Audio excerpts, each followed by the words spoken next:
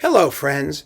This is Dave Hurwitz, executive editor at ClassicsToday.com, here with the Iván Fischer Budapest Brahms cycle in a box on Channel Classics.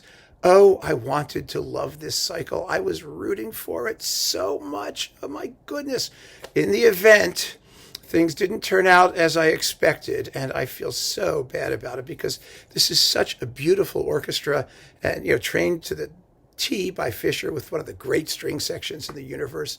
And Fischer is a fine conductor, but something was rotten in the state of Denmark when they did this. Maybe the Fischer family just doesn't get Brahms because brother Adam did that chamber Brahms in Denmark that was just dreadful. And this is not dreadful.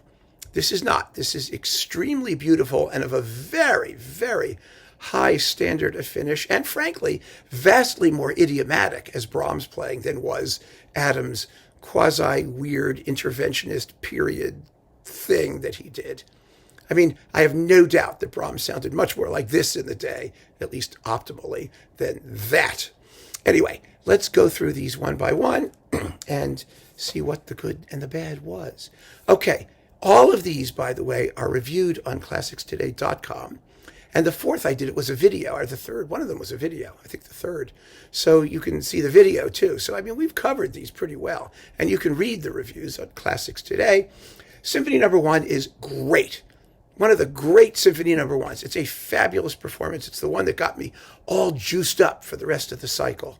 Really sensational, powerful, intense, lyrical, with amazing playing, gorgeous balances, and you also get the Haydn variations, which are just as good, and a Hungarian dance, because you need something to start with. It's a beautiful program, the whole disc. It's marvelous.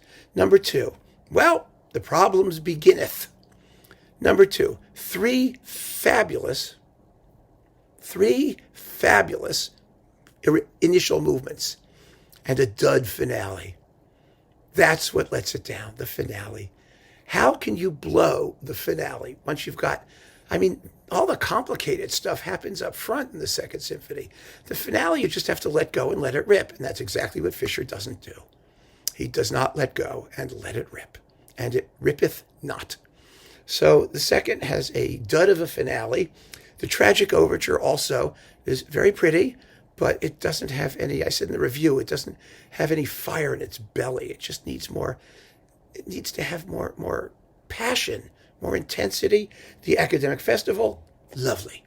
It's lovely, it's rollicking. It's a piece that really kind of plays itself, and Fischer doesn't get in the way of it. It's fun. So second is, Third, it's the one everybody blows, and Fischer blows it. Why?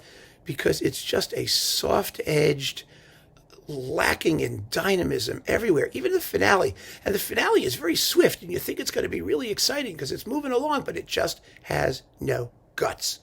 It doesn't have the fortissimos. It doesn't have the anger. It doesn't have the again, passion. It's just beautiful playing. There's an element of abstraction about the whole thing. The inner movements, the inner two movements of the third are gorgeous. But, just that whole, the dynamism that Brahms wrote into that music, the thrust isn't there. When the development section in the first movement starts with the minor key version of the second theme, it's got a surge. There's no surge. It's no surge. It's placid. It's calm sea without the prosperous voyage, unfortunately. The coupling is a very beautiful performance of the second serenade, however. Really lovely, beautiful, but it's more relaxed music. And that's the problem. The whole thing is too relaxed in the symphony. The serenade, no problem. It's beautiful. Fourth Symphony, okay, you get a bunch of Hungarian dances and some instrumental music from the region where some of the Hungarian dances came from. That's interesting. But, Fischer already did a beautiful disc of all the Hungarian dances for Philips. This is more of the same. Fourth Symphony. Nope. Same problem as with the third. You have a first movement that loses energy as it goes. A very pretty second movement, but one that still, again, it lacks that sort of bardic quality. You know what I mean?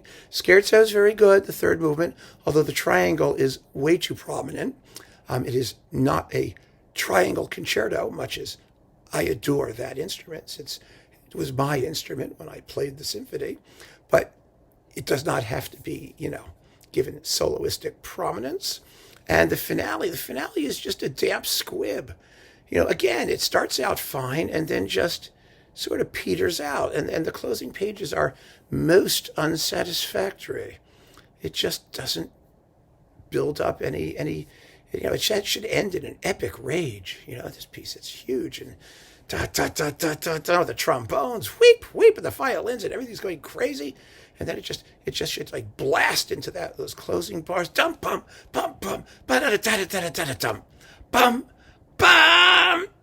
Yeah, no, doesn't do it.